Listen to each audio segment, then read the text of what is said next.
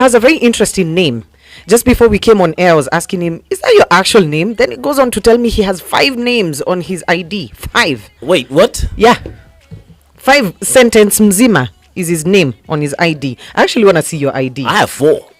You have 4? Yeah. You haven't told me about the other 2. You would not remember them. Chico, Lawi, Mungoma, Isonciona. You would never remember. Go on. Fanya Mambo Kinuthia. So that's your actual name. Yes, Fanya Mambo Kinuthia is my name. I usually tell people, if you doubt, you just take 072 and then I'll give you the other numbers. You can send them pesa. It will confirm to you. That will be good, because then I'll get a lot of 10 bobs and I'll be a very happy guy. Haba na haba ujaza kibaba. Yes. 10 bobs will get you to a 10,000 bob. True. Just a little bit at a time. Speaking of a little bit of at a time, over time, every time we see you, a little bit of you there and a little bit of you here. It's usually surrounding discussions, matters, politics. But that's not what you are all about. In fact, that's not your main forte, is it? Yes. I tell people I have an 8 to 5 job. I was trained as a lawyer many years ago. I keep saying the president of the Law Society of Kenya, Faith, was my classmate at Catholic University. Oh, wow. So I was trained as a lawyer. After that, I am currently doing my master's in law, by the way, in constitutional democracy and governance at University of Nairobi. However, I run a mediation firm. I'm this lawyer who said it's not every doctor who is a surgeon. It's not every doctor who must go to theater and get into your body and get to see how your intestines look like. There are doctors who do other sorts of medicine but still contributes to the medical space. So I said there's something called mediation. There's something called arbitration, which people used to call alternative dispute resolution. And then I asked them, alternative to what? Yeah. Good question. Alternative to what? So remove that word alternative and make it appropriate. So it's appropriate dispute resolution. It remains ADR, but it's now appropriate. Why is it appropriate? It's appropriate because 2 people have a dispute. And guess what? The person who knows the least about that dispute is the judge. Yet that guy will make the decision. That's the irony. That the person who knows the least about what is going on between the 2 of you, whether it's a private matter or a commercial, I mean, you've been married for 15 years. Then you have a stranger who is treating one of your files as one of the 15 files on his table. He knows very little about your character. He knows very little about your narcissistic spouse. And he's going to make a decision about your divorce. So the people who know, the person who understands the least about the conflict, unfortunately, has been conferred with powers to make a very serious decision about that conflict, including a decision of deciding that so-and-so will keep the kids and not so-and-so, and they are your children. And so that is why we say mediation is appropriate, because then what mediation does is you get a neutral arbiter who sits in the middle and keeps reminding you it's your dispute. And the only thing that the mediator is doing is giving you an equal opportunity to speak. I protect you from her, I protect her from you. And I give you a chance to speak. And until you are done speaking, then I tell her it's your chance to speak. And she speaks, and when you interject, I stop you. I make sure she speaks and spills her heart out. And then we start looking for solutions. As a mediator, I don't give you the solution. The solution has to come The from solution you. again comes from the 2 of you. And I can tell you, I have been brought 39-year-old succession disputes. 39-year-old succession disputes. And we resolve them in 3 sittings. 3. Like in a week, you're done. And by the way, some families have ended up resolving their succession dispute in the manner that was provided for in a will of their father who died 39 years ago. Sorry for interrupting this, but as you were speaking, I couldn't help but see the parallels, albeit separate, with the parallels between what you're describing of a mediator and a therapist. I was actually, that was, I was like, No, I there's was a huge thinking about difference. there's a therapy. huge difference, There's but a the huge difference. I'll tell you parallels how. are clearly there. How. A therapist tries to understand your problem, and a therapist tries to help you. When people go for example, for marriage counseling, they go and they are told, oh, you know, this is how a man should behave, this is how a woman should behave, and they teach you how to work on yourself. A mediator focuses on the dispute. In fact, I don't even really care how you feel. What I want is, let us agree that you people started a company together. She invested $1 million, you invested 1.5 million. You put this money in together, you started the company, and things are not working. When you think about everything, the bottom line is this 2.5 million. $1 million plus 1.5. So you come and tell me, I feel, I'll listen. I'll not tell you that your feelings are stupid, but I'll find a clever way to take you back to the 2.5 million.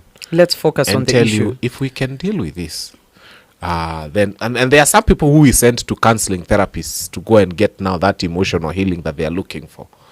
But we will focus on the dispute, and we will help you resolve your dispute. Funny fact, I will still insist, it sounds very eerily close a to lot a like therapist. therapy. Only difference is the feelings are not involved. Having said that, there are therapists who don't follow into your feelings. Now, I'm saying that only because African men and African people have this thing where you can't go to a therapist. No. Go to a therapist. They don't tell you what to do. They allow you to speak often and a lot, and then you start seeing reality. Just pointing out some key factors there, which I think is eerily similar to mediation, but it is not the same. The stark contrast is also available. So let's go back to being a mediator. Let's start here. If I bring, regardless of the case, regardless of the dispute, tell me when they come, here is a situation where you have to come in and mediate. What are the pillars? Where's the starting point? What's the blueprint of how you approach any topic? Exactly. Wonderful. I think first and foremost, you need to know that there are disputes that cannot be mediated. Correct. It's very interesting. Think of child defilement. Okay. When someone defiles a minor, and I've had one come to my door, they had impregnated, a 31-year-old man had impregnated a 17-year-old person. And they were from somewhere in Kajiado. And they said in their community that is very common. And they said they would want to come and give some goats and cows. And I told them, this is a crime. And it is a crime against a person who is underage, who was not in a position to make a decision about her body being used this way. I mean, you are 31 years old. There are so many women here who keep saying they need men. I mean, so you cannot mediate on such. Child abuse is not for mediation. That's a court case. And I told them, this one has to go to court. Has to go to court. So child abuse is one of them. The second one that you cannot mediate, there are disputes of constitutional nature, disputes that require interpretation of the law. There are things that come, and when you look at it, it's a gray area. Nobody understands what the law would say about this. It is best for that matter to go to the judge so that the judge can make a decision, because it's an interpretation of the law. Now, for a long time, and this has to be said with a lot of caution, for a long time, it was not possible to mediate crimes generally. But now we are doing it.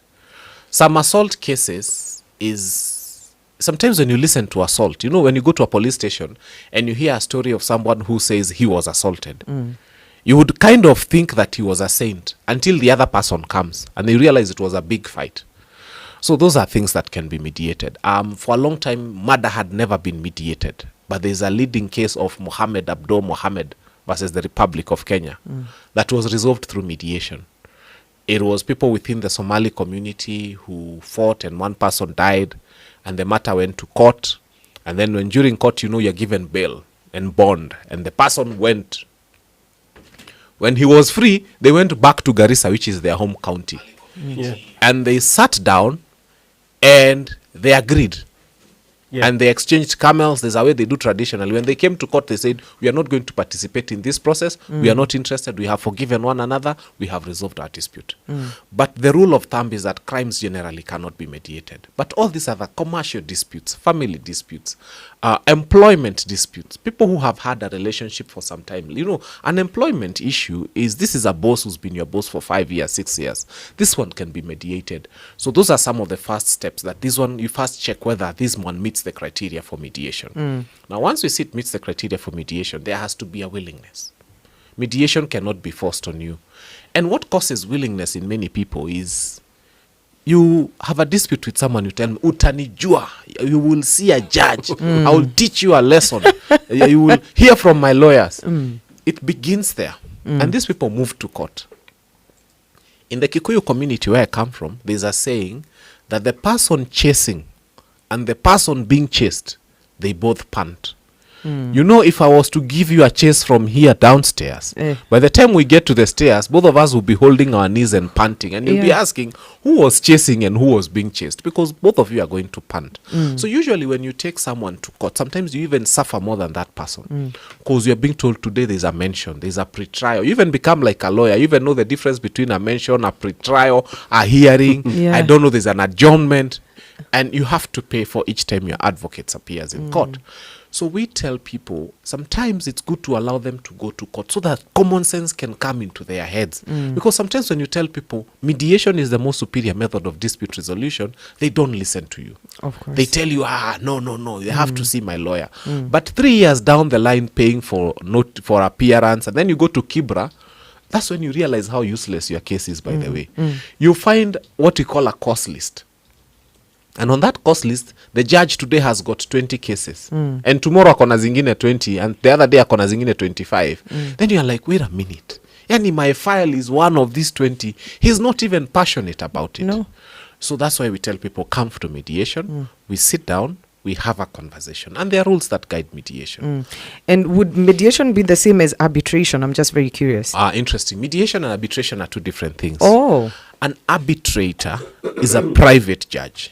If the two of you come to me, I'm also an arbitrator, but I don't like arbitration. If the two of you come to me, I look at your case like a judge. I even look at your submissions, what you've written on paper, and then I make a decision founded in law based on who is wrong, and the decision is binding on the two of you. Mediation, on the other hand, does not make the decision. A mediator helps you agree. There are 10 items in contentions. You say, okay, you will take the pro box. This one will take your lovely dog. This one will take... You agree. And we bulletize and we come up with a mediation settlement agreement. So there are no surprises in mediation. There are And no surprises. Maybe just out of curiosity, is the agreement made under mediation legally binding? Awesome. Now, there are two things, and this is, I'm very happy that the judiciary has gotten us there. We've had a journey with them for a long time. The Civil Procedure Act was changed so that from August 2022, you can actually have a dispute that was never in court being mediated. So that you find two people who are running a company together and they've disagreed about 5 million. You sit them down. You come up with a mediation settlement agreement. So you introduce who they are, you say what the dispute is about, and how they have agreed to resolve their dispute. Guess what? You file that mediation settlement agreement in court. It is adopted as a binding judgment of the court. And it is enforceable by the court. So I've been telling people about shortcut judgment. I know advocates like fighting me for this because it kind of takes the meat out of their mouth. But this is what I call a shortcut judgment, where two companies that have a problem with each other, and there are many, and I keep telling them, you have a problem with your employer. We come, we sit down, we write a mediation settlement agreement, and we file it in court. It is adopted as a binding judgment of the court, and it carries the weight of a judgment. There are also people who have cases in court today. They are stuck up in court. The court is doing something called court-annexed mediation. So I am a court-accredited mediator. We are about 1,700 of us in the whole country of 53 million people. And a court-accredited mediator is someone who's been given power by the court to start receiving cases from the court. So the court is now giving me cases and a few other mediators to resolve on their behalf. I am holding a 23-year-old dispute that we are almost finishing. This is our third sitting, and we are coming to our fourth sitting to just sign an agreement. It's been with judges for 23 years. It comes to a mediator, 3 sessions, you are writing a mediation settlement agreement. This is the power of mediation.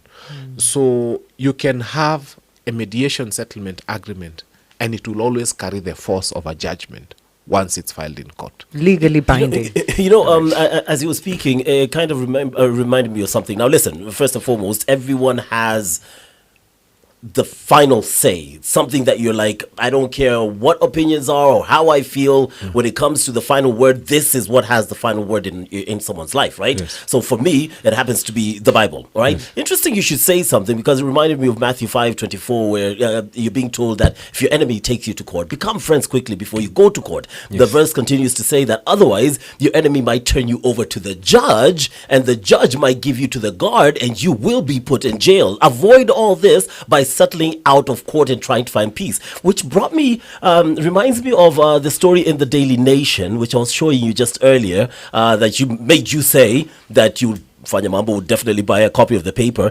380, is it nearly 400 billion shillings? Nearly 400 billion shillings is held up in commercial court cases. Think about that, and think about what Fanya Mambo Kinuthia has just told us. How everyone is suffering. We have wealthy people who pass on, and the turmoil that finds its way into the families, you probably end up dying without even enjoying that wealth, and you lose most of it to the lawyers and to the court processes. How bad is this this headline, and what does it tell you about this country and its approach? First and foremost, after my training in mediation, I went and did an extra training in mediating banking and financial disputes.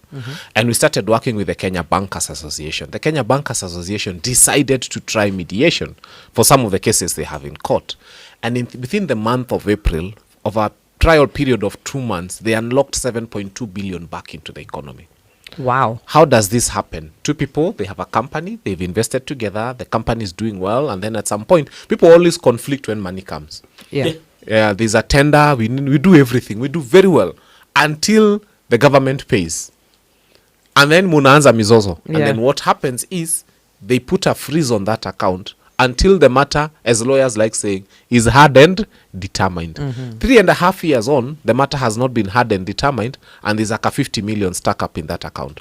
So by mediating banking and financial disputes, within a month or two, we were able to unlock 7.2 billion. The Chief Justice was giving a speech the other day and saying since they started mediation in Kenya, about 72 billion has been unlocked into this economy just by people just sitting down and resolving their disputes. I tell companies, for example, this is Capital FM. You find Capital FM has an advocate on record.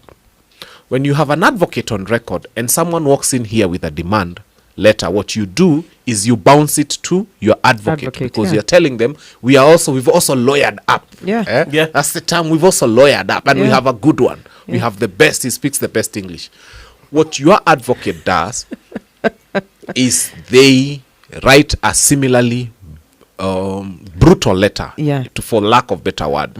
It's also a fight to show them that I also went to law school. I have teeth. And I also speak English. And you know what? See you the heaven in court. Heaven is used deliberately. We see what you did there. And you know what? You find yourselves in court. But if, for example, Capital FM has a mediator on retainer, and you get this damning demand letter from a lawyer with a lot of English, what the mediator does is they tone it down. They reply and say, we understand your frustrations. However, we've had a working relationship. You've been supplying the AC for us for the last 5 years. I think we can sit this down. And so the mediator convenes a mediation settlement meeting between Capital FM and your AC supplier in a boardroom. It can even be at 7 p.m. That's the convenience. You'll never go to court at 7 p.m. Sometimes we even do Zooms at 8 p.m. They say 8 to 9 I'll be done with work. We do a Zoom meeting. And imagine that dispute is resolved. So I am speaking to every company out there. If you don't have a mediator on record, 3/4 of the cases you have in courts would not have been there. And the billions you've spent on litigation would not have been spent. And by the way, mediation is confidential. Whatever happens in a mediation setting cannot be let out of that So I have seen companies lose their trades. Have you ever had this thing of this soda making company that says they have had a secret recipe that nobody knows about for years on? And that company takes pride in that. Now you can imagine if they had a dispute with a guy who knows the secret to that recipe. And it goes to court, and during cross-examination you're asked, so why are you fighting? What is this in that? And the secrets come out. So if you want to protect your business secrets, if you want to protect your family secrets, you've seen these acrimonious divorce cases where people come and say things about the bedroom that should never have come out to the public. So the best way to resolve disputes, that's why I call it appropriate dispute resolution, is mediation. Has to be through mediation. And when drafting contracts, there's usually a provision for arbitration. Correct? Is mediation also something that can be provided when a contract is being Actually, yes, thank you. We've been telling people, first thing is just put mediation before everything. Because arbitration is brutal. I have told people, when a judgment is passed in court or by an arbitrator, there are two responses.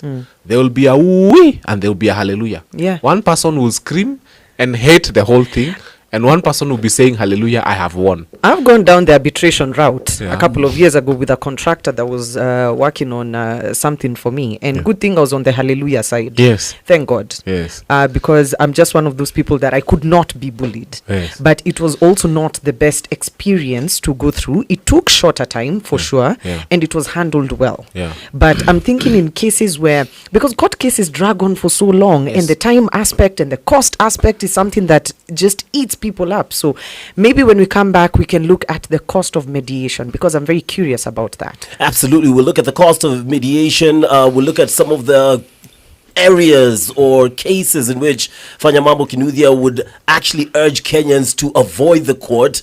That happens quite often, and go the angle or the route of a mediator. Not to mention, we'll be giving a call to someone who is in the DRC. That's another one that needs mediation. Did the President of the Republic approach it in such a bad way, or are we just getting emotional? It's not just Kenya, I'm talking about Africa. How would it be better to have approached this discussion? He is a professional, so we'll be getting that point of view from the one and only Fanya Mambo Kinuthia, right here on Capital in the Morning with Philaris and Chico. Don't miss the Jam with June and Martin this Wednesday, 29th January 2025 from 4 p.m. to 5 p.m. We'll host Mr. Wayne Cook, the Managing Director of Del Monte, Kenya, for an exclusive interview. Tune in. Capital Traffic and Travel. If you're out on the roads and you spot anything that we need to know about, 0701984984 or at 984 in the morning using the hashtag drive-in is how to reach us. If you're on Outer Ring, you can expect delays of up to 17 minutes. Traffic has really built up. Langata Road, 11-minute delays. And the main highway, that's Uhuru Highway, delays of 8 minutes. I will not even jump into the Mombasa Highway or the road above it. It is just hell upon earth. Valley Road, Gashie, whether you're using Wayaki Way, are you in Juja, Thika Super Highway, are you using the Eastern Bypass, Mombasa Road, Southern Bypass is possibly the only place you can find some reprieve. So if you're going towards a place that you could get to via the Southern Bypass, that's possibly the one route that you need to join. But as you use it and get closer to joining Ngong Road, expect traffic there. And because it's raining, you want to be safe on the roads and just be on the lookout for anything. The roads are flooded. Be careful out there. We cannot insist anymore. At 984 in the morning, our X handle, hashtag drive-in, like Philaris said, send in what you see, incident or accident. Capital Traffic and Travel. Capital Sports Update, where sports is taken seriously. All right, so funny story. Sports Cabinet Secretary Salim Mvurya has promised that youths in Naivasha and its environs will be given the first priority when it comes to gaining from economic opportunities at this year's WRC Safari Rally. Mvurya says the decision, well, that was pretty much reached in consultation with local leaders from the region. There has been quite a number of suggestions on how to improve organizing of this event, including making sure that we have a formidable youth participation, and I have directed that all the opportunities that will be available for short-term employment, the youth of this area should be given priority. Exciting stuff. Forget the sound of it. The CS was speaking yesterday during a tour of routes to be used for the global competition in Naivasha. Speaking of which, Safari Rally CEO Charles Gasheru is encouraging as many local drivers as possible to register for the WRC2 and the WRC3 division of this year's Safari Rally. Gasheru says their main focus is for the local drivers to benefit from the global competition. But we want to ensure that we have as many Kenyans, as many East Africans competing in WRC 2 and 3 and ARC. That is our main focus to encourage. And we are encouraging it by also saying we're going to support. All right. Remember that this year's Safari Rally, the date set, it'll be March. When? 20th to the 23rd. And once again, I say this for the benefit of my family at Capital FM. That will be including of my birthday. Happy birthday. Wow.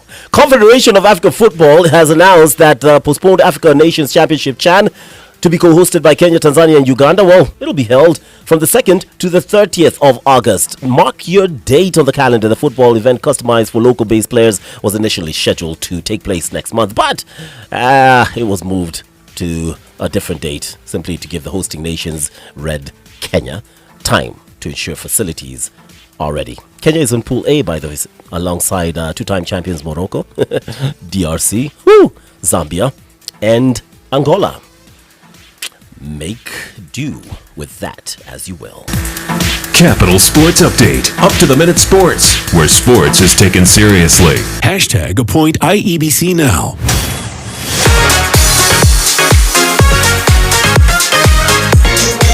The best mix of music. Capital FM.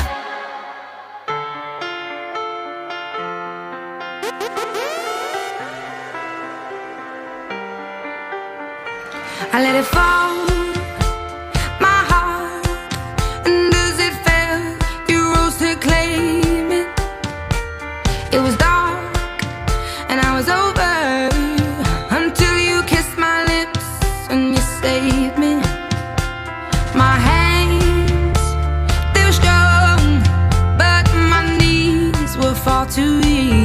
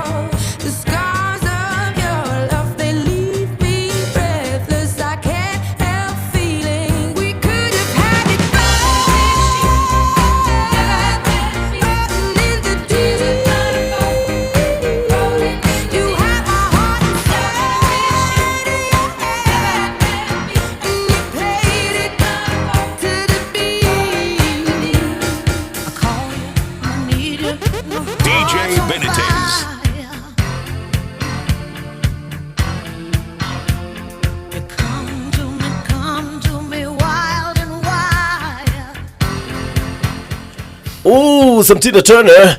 Ah, man, talk about the legendary Tina Turner. Great music. Simply the best. I knew you would do that. Oh, she had legs for days, by the way. That is one of the fittest elder women I've ever seen. Really? I never looked at her legs. Mount Kenya. Hey. Kama za Western Waluya. Unajua teke. Mundu strong. Mundu teke, fantastic legs. I don't know why, but I'm into ankles.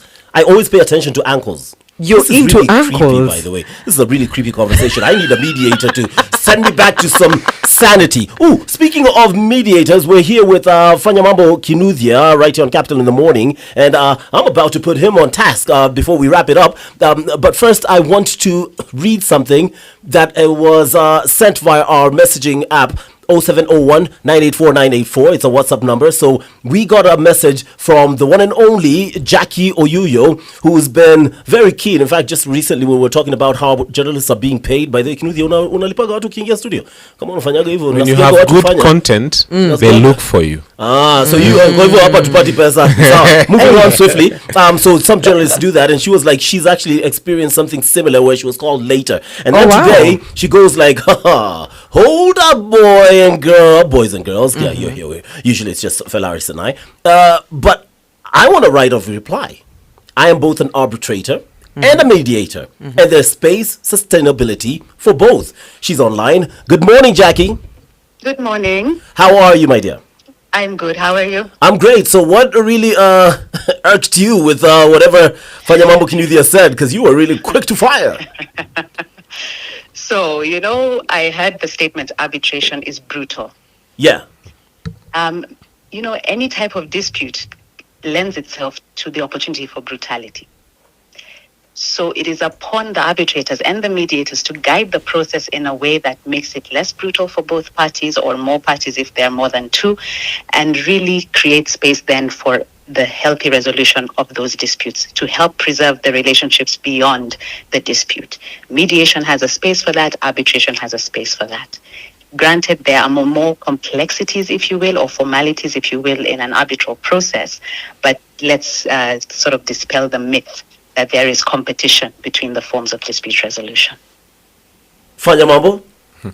Thank you very much. I agree with her. One word I'm going to withdraw is the word brutal. But what I'm going to say is that when you look at the two methods of dispute resolution, it's not that one is superior and one is inferior.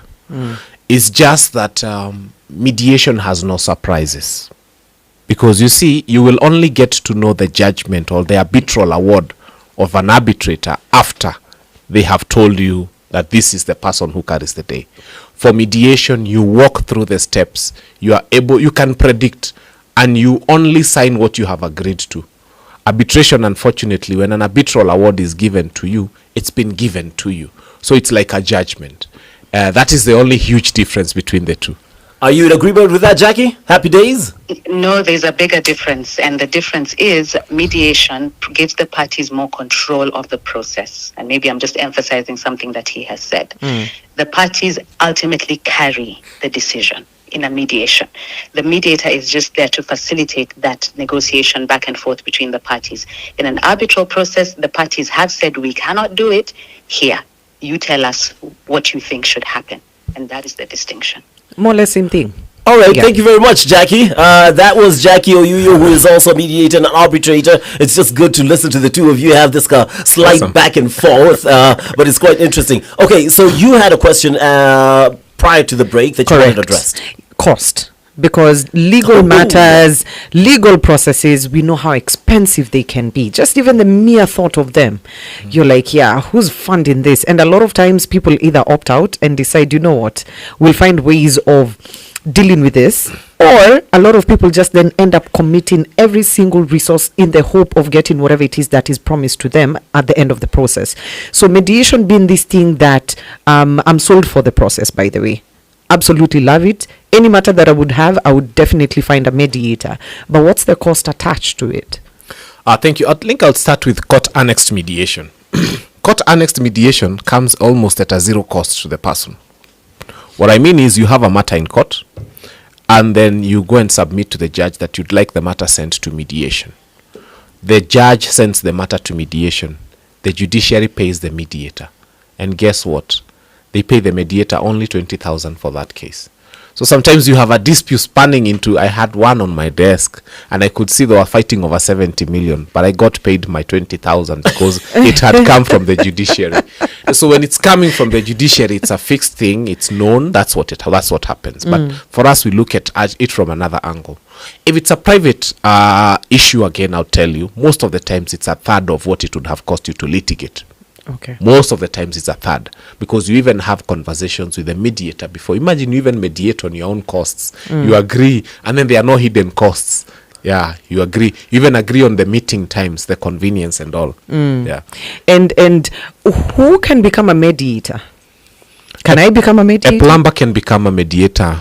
Love it. A construction worker can become a mediator. A doctor can become an architect. Right now I have a pilot who've just enrolled for a mediation class we're having between the 3rd and the 7th of February. Kilimani Mediation Center, which is my farm, we do mediation itself, now the resolving of disputes. We do mentorship in mediation, so we mentor people who have just done mediation, and we also train in mediation. And so basically any person, okay, for court annexed mediation, the judiciary will require that you have a first degree in something. But basically, for you to do mediation, you don't need a first degree in something. The First degree in something almost sounds Anything. like it's particular. So first degree in anything. A Anything. degree I'll in tell anything. you. Yeah, because like now, we've had construction disputes where architects have helped us resolve them faster than lawyers would. A lawyer would simply come and say, stop a 15-story building until the matter is heard and determined. But an architect knows the pain. They know the intricacies. They know there's a plumbing contractor, the wood contractor. It's crazy. So an architect will not allow for the stopping of 15 years. So when you find architects who've done mediation, the judiciary is very keen. When they are issuing cases, they will look at your background. People who've done counseling psychology are usually given a lot of family cases. They handle children very well. Anybody who's been a teacher will get child support cases. And all the time, anytime they look at you, they say, oh, background is in teaching, child support. Yeah. You know, as you're saying that, it kind of reminds me that the conventional jobs are pretty much dying out, especially with the world where it's going. Oh, yeah. Is this a viable profession you'd advise people to go? Interestingly, when I started Kilimani Mediation Center, there were no mediation centers. Fanya Mambo is crazy. How do you start a mediation center? And now 8 to 5 we only do mediation, and sometimes there are quite a number of long queues at my office, and people just come and tell you, I'm frustrated about this case, I don't want to go through the court process, I want mediation, I want mediation, I want mediation. People are opting for mediation. Our trainings, God is faithful, we are getting quite a number of people who want to be trained to become mediators. Retired HR officers are settling into mediation. Retired teachers, retired people are settling into mediation. And even younger people who come and say, I have done law, I want to just run a mediation firm. Someone tells you, my background is in human resource, but I just want to do mediation. And we are encouraging people. Like if you look at the medical field, for example, if you allow me, if you go to K&H there, the Doctors Plaza around that place, so many doctors have been sued for professional negligence. And sometimes it is not out of their will. A lady comes, like a case I had, and she gives birth and she loses her uterus. And then 1.5 years old, she's advised by villagers, if you sue that hospital, you'll make millions. And she goes to court. After some time, she's explained, and then we come into a mediation, and she understands that if the uterus had not been removed, we would have lost the mother, the baby, and everything, including the uterus itself. And then they start sobbing in my office, they start crying, and they start hugging, and I'm like, oh, you're hugging the doctor you wanted to sue. So mediation is the most superior method of dispute resolution, and anybody can study mediation. We can train you in By the way, How much, by the way? Your course with you. Before you even talk about how much, it's called the 40-hour training in mediation. 40 hours. You start on Monday at 8:30 in the morning. We finish with you on Friday in the afternoon. We give you your certificate. So you're a certified professional mediator. And if you do it physically, we charge you 45,000. If you do virtually, we charge you 30,000. Monday, 3rd of February to Friday, 7th of February, we have a class. We have a class every month coming up. So if somebody wanted the next week class, it's available. The slots are there. We just have about 6-7 slots remaining. Yeah. And we train you, and then we take you through the journey of accreditation. Because within another 90 days, if you do your things right, we help you to go and do the judiciary interview, and we are sure that you are accredited by the judiciary. Of course, you have to pass the interview. We can't make you pass the interview, but we'll guide you, we'll hold your hand, we'll show you how, we'll mentor you on cases. And so for anybody who started in the January class, we are hoping that they'll sit the interviews in March. Around April, wanaenda kula Pasaka, they'll have for Pasaka as court accredited mediators, because the court needs mediators, I can tell you. The Employment and Labor Relations Court has got 336,000 cases stuck there. They have 21 judges and 500 mediators. The hope for that court can only be in mediators. Correct. It's not in the 21 judges. So we need more mediators, and we are asking you, please train. Companies are stuck with cases. Companies don't know what to do with them, and we are helping them. I'm going to come for the training. Absolutely. You probably have to take time off, because you said it's 8 to 5, Monday through to Friday, right? It's a Monday to Friday. But you can do a virtual. Oh, okay. You can join in virtual, day. but we also record. Okay. We also record. We understand, it's adult education.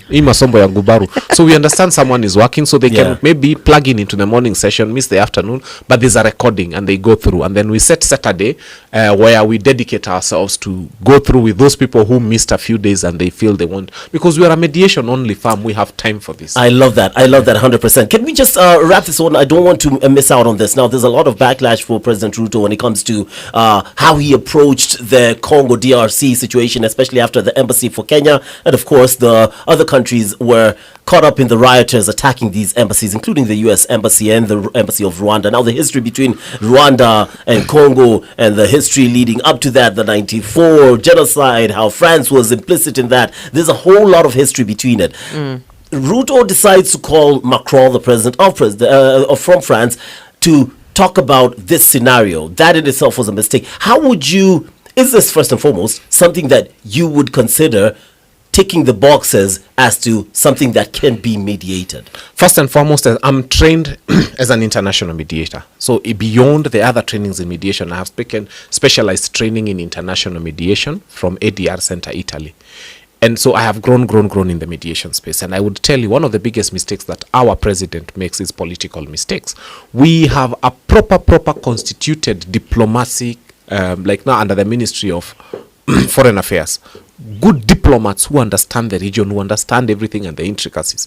I wish this statement was coming from the Ministry of Foreign Affairs, because it would have been a professionally thought out, and it would have been said with all matters taken into consideration. But having said that, I'd like to say it's an issue of what the African Union is, and I don't know why our former Prime Minister is going for it, because when you find yourself thinking about France before you think of African Union, the fact that African Union doesn't have its own permanent peacekeeping mission, because what we should be having on the ground right now is boots, just taking care of civilians and telling the soldiers, you fight in the bush, but leave pregnant women and children and populations, leave them alone. Put them in settlement camps, provide them with food, provide them with shelter, so that as you continue with mediation, the humanitarian situation is not deteriorating. I think as a matter of emergency is not the meeting in Nairobi. I think as a matter of emergency, every nation would have donated 500 soldiers in the whole of Africa and deployed them on the ground and said, these soldiers are in blue berets.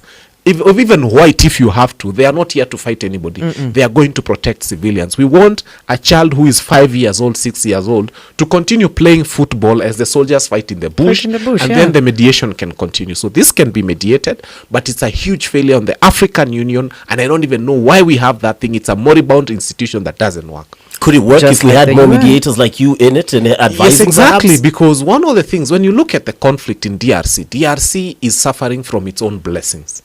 Yes. It is the most blessed nations in terms of mineral yes. resources. So it's a curse of the blessing. It's an ironical thing. It's an oxymoron, but they are suffering under the curse of their own blessings, because they are so rich and everybody wants to steal from them. And these thieves don't care how many lives are lost as long as they get into that country and steal. That's why they are not invading. Who has gone into Namib Desert? There's a lot of land there. Nobody wants it. No one cares about the sand. Thank you very much, Fanya Mambo Kinuthia, right here on Capital in the Morning. Man, that was really refreshing and absolutely vital. If I were to ask you in 20 seconds to tell me the three key areas in this country that you would love people to stop running to court to deal with and start mediating, what three things would that be? Number one, family. Anything family. Succession, anything family, don't go to court. Number two, employment disputes, don't go to court. Number three, commercial disputes, don't go to court. And if you allowed us, we would have given our number for those who want to join the class. Please do. Let's go ahead. Okay, good. For anybody who wants to join our class that's coming up next week, you can write 0746 859 046. 0746 859 046. That's Kilimani Mediation Center. Good. Love it. Fanya Mambo Kinuthia on Capital in the Morning with Velaris and Chico. Amefanya mambo. Amefanya ile mambo. Unataka kufanya ile mambo na jina yangu. Ile mambo ingine inaitwa news, and then we get you into that party mood when it comes to the midweek mix down. You know what just hit me? Yes. I called Jackie with my personal line. I just don't know how to stop being an idiot. Previously on The Lounge with Chow. One of